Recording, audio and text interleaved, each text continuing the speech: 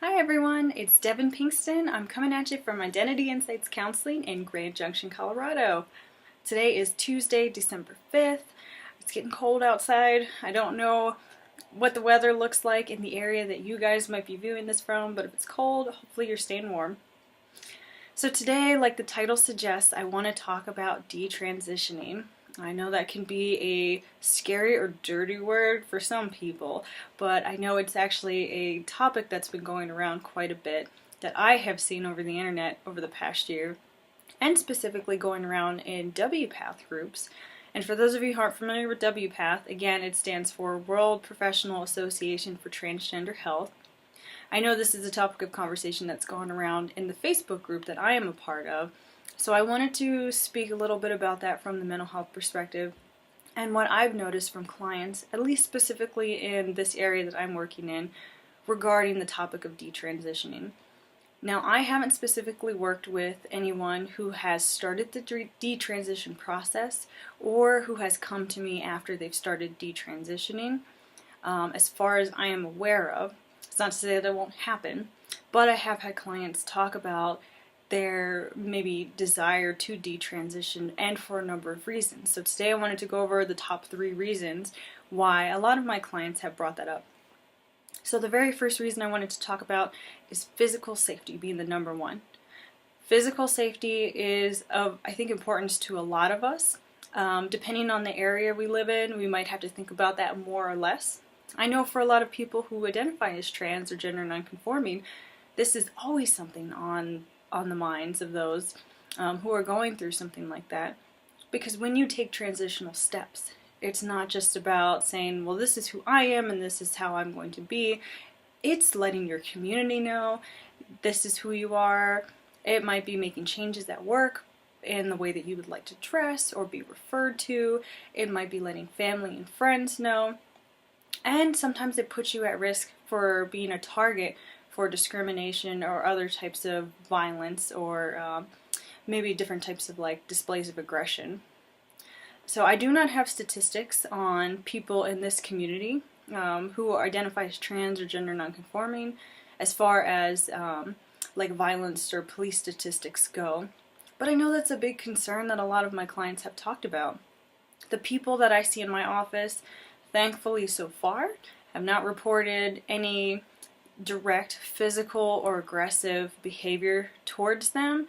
It's been more just the concern of, I'm just not sure I'm going to be accepted, and I do fear that there might be that one person out there who might display something negative towards me, and then I don't know how I will deal with that. I know earlier this year there was a big story that was plastered across the internet, at least from what I could see in Colorado, where there was a trans woman who had her car vandalized with different types of slurs about being transgender and just very hateful things. And although that wasn't a direct physical interaction that she experienced, that was still her feeling like a target.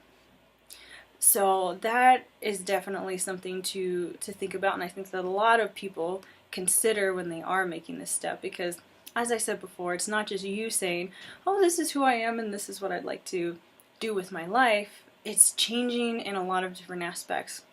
And when people start to think about it, it does become overwhelming.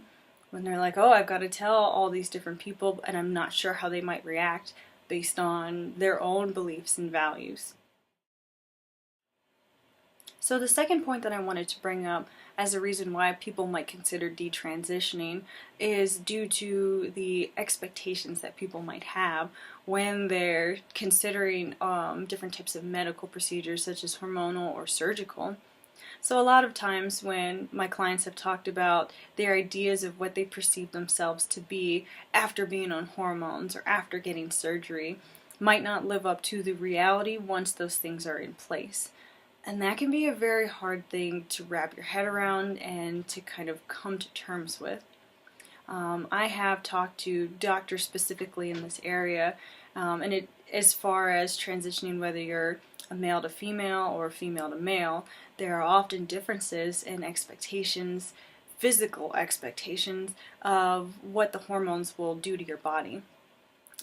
Quite a few of the doctors have informed me that transitioning from female to male is a little bit easier going on testosterone, because it's a lot easier to masculinize features than it is to feminize for those who are going from male to female.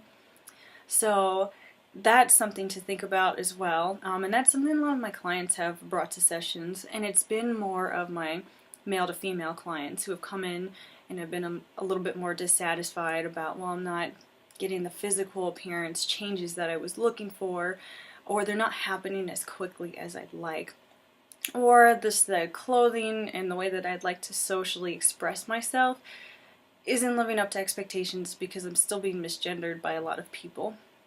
And that's really hard when you initially come into counseling, or you initially take that step to say, yes, I'm transitioning and this is who I am, this is what I want to go by, pronoun-wise, name-wise, if you've taken that step. And then to, you know, kind of be like smacked down in a way by people still referring to you by wrong pronouns or name, just based on their physical perceptions of how they see you. And that's really challenging for a lot of people to come to terms with and accept, when they feel like, I'm on the other side of this and I just didn't really get the results that I wanted to. Same with surgery options. Surgery is definitely a bit more permanent than hormones. Hormones themselves are permanent in a lot of different ways, which we can cover in a different video as far as the permanency of hormones. But surgery is definitely permanent if you're changing, taking away or adding to different parts of your body. And sometimes different types of surgery procedures, even if you go to the top-notch surgeon, just aren't going to turn out the way that you want or expect. And that's not always the surgeon's fault. That's not your fault, definitely. It's just the way that your body maybe chooses to heal afterwards, or it's just based on your general structure. So that's the second reason why I've had clients sometimes consider detransitioning. So the third and final reason that I wanted to talk about today as reasons why people might consider detransitioning is when you feel like you've moved a little too quickly throughout the transitional process and haven't given yourself time to assess how you feel each step of the way. I have encountered many clients who have told me that once they realized they identified as trans or non-binary or some other gender non-conforming or non-binary sect, they went, oh, this is me. Great, here's what I want to do right now to move forward, to really embrace who I am. And that's not saying that that's a negative thing at all. Just cautionary, want to be careful that you're moving very slowly, and that you are taking time to really think about, how do I feel with each step? Even if it's very basic steps. If I had to come out to family and friends and work, maybe you weren't really prepared for overwhelming positivity that you received. Maybe you weren't prepared for negativity, or a mixture of both.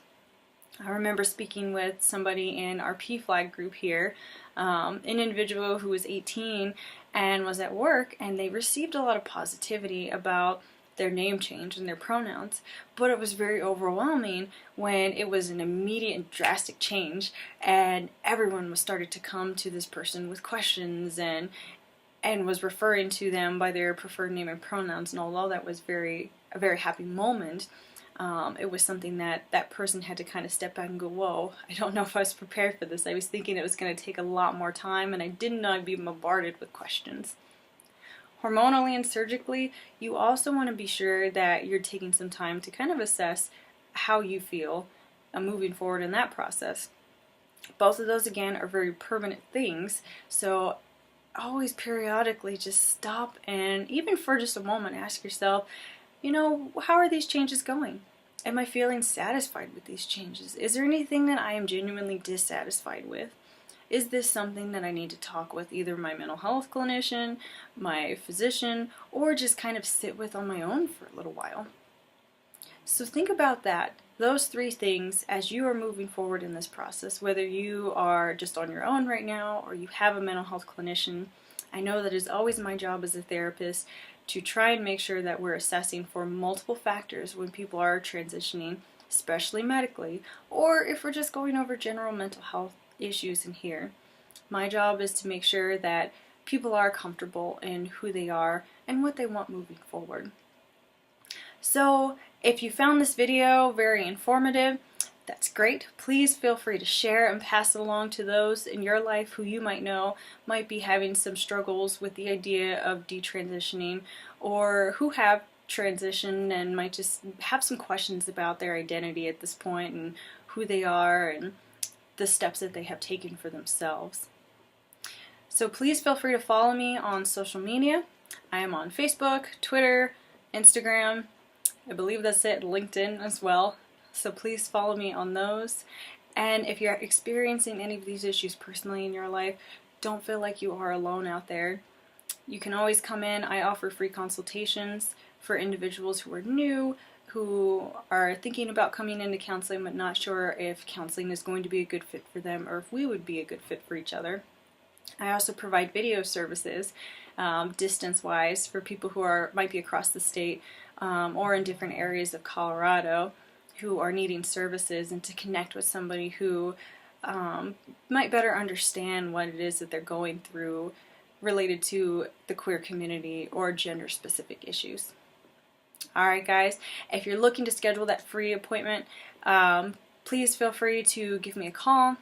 I will have that number posted in the link below. My office cell phone number is 970-644-2392. You can call or text to schedule that free appointment. I also have the link to the consultation page on my website where you can send me a private email as well. Alright guys, thanks for tuning in.